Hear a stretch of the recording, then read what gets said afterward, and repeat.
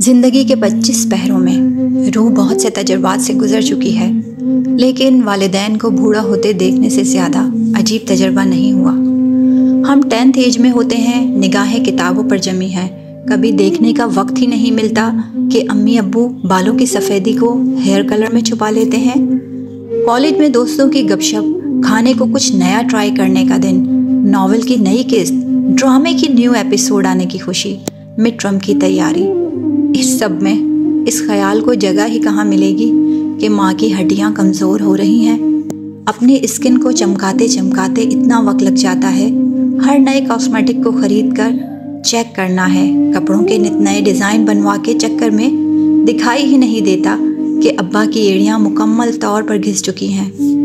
अब चाल में ज़रा सी थकन उतर आई है। जवानी शोखी पर मबनी है, शोखी का मुतज़ाद थकन है। जवानी शोखी पर मबनी है, शोखी का मतज़ाद थकन होती है। दोनों मुखालिफ सिमत में चल रहे होते हैं। हम जवान और वालिदैन बेचारे बूढ़े हो रहे होते हैं। और फिर इल्म हासिल करके ख़ुद को एजुकेट करके बहुत से खसारों से बचा जा सकता है। हम उनकी उम्रें रोक नहीं सकते, हम उनके वक्त को टाल नहीं सकते। हमें वही करना है जिसके इस्तिताअत पर इंसान रखता है। मोहब्बत, ख्याल, खुलूस और तवज्जो। वालिदैन इतनी केयर नहीं मांगते जितनी हमने मांगी थी जब हम पैदा हुए और पले बड़े। बस ज़रा सा वक्त और ध्यान। रातों को जागना नहीं पड़ता, चुप नहीं करवाना पड़ता, बस जाग रहे होंगे तो जागते रहना पड़ता है। स्क्रीन से नज़रें हटाकर उस पुररौनक चेहरे की झुर्रियों का एहतराम करना होता है जिस चेहरे को हमारे रब ने हमारी आंखों से अव्वल मंजर बना दिया। पढ़ लिख रहे हैं, अक्लो दानिश की बातें समझ में आई हैं, फ़लसफ़ा, साइंस, आर्टिफिशियल इंटेलिजेंस सब डेक्स कर सकते हैं, तो ज़रा जज्बाती तौर पर भी ज़हीन हो जाएं, अपने अंदर ममता और शफ़क़त बेदार करें। अब आपके हिस्से की अदायगी का वक्त है। माएँ मीनोपॉज़ से गुज़र रही हैं। ये दौर क्या होता है, इसके मराहिल और चैलेंजेस क्या हैं, ये भी जानते हैं। कमज़ोर होती हड्डियों और एस्ट्रोजन के कम हो जाने का ताल्लुक़ समझते हैं। माँ का जिस्म अब बड़ी तब्दीली से गुजर रहा है। ये सिर्फ एक वजूद नहीं, पहला घर था आपका।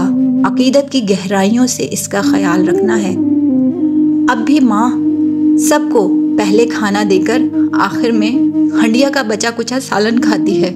और आप ये मान लेते हैं कि जब माँ कहती है कि बस भूख ही नहीं थी। वक्त गुजर रहा है, आपको खोए हुए टॉप्स की फिक्र तो है, मगर अम्मी अब मसल्स मैस हो रही हैं। अपने नए पिंपल पर रंज तो होता है, अम्मी की स्किन से कोलेजन ख़त्म होता जा रहा है, इन्फ्लेमेशन के ख़तरात बढ़ रहे हैं। जानकारी है अब्बा के टखनों में अब तकलीफ़ रहने लगी है, अक्सर घुटने पकड़कर बैठे रहते हैं। बहुत बार सर दर्द की शिकायत भी करते हैं और कभी भूख की शिद्दत में डांट सा देते हैं। पहले तो नहीं डांटते थे। ब्लड प्रेशर तो सुना है, ब्लड शुगर का निज़ाम समझते हैं, आर्थराइटिस के बारे में मालूम है आपको अदब की 2 किताबें पढ़ने के बाद चेहरा पढ़ना आ गया है। मगर ये अब्बा अपनी नौकरी की सारी परेशानियां किस अलमारी में छुपा कर रखते हैं, कभी जान सके हैं आप? आपकी फरमाइशों के मुहाफिजों की आजमाइशें जानते हैं आप? मेरे तमाम हम उम्र पढ़ने वाले, हमें इस पर ख़ुद को एजुकेट करने की अशद ज़रूरत है। और अगर हम नावाकिफ़ हैं तो हमारी सारी एजुकेशन और आगाही का कुछ नफ़ा नहीं है। ये जान लें कि वालिदैन को कितना एक्टिव रहने और कितने आराम की ज़रूरत होती है, और ये दोनों चीज़ें ही ज़रूरी हैं कि तवाज़ुन में हो सकें। वॉक करना, वर्जिश करना, आराम, बेहतरीन ग़िज़ा, ये सब बेचारे वालिदैन के लिए भी ज़रूरी है।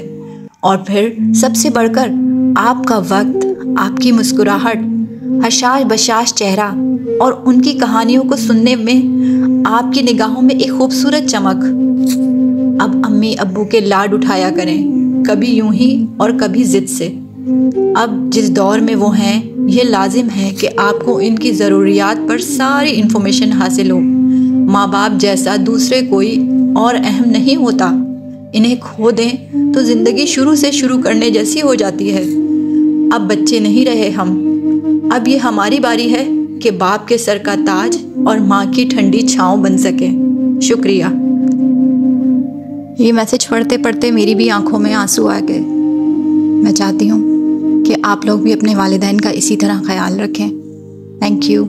If you like my video then please like and subscribe my channel. Thank you.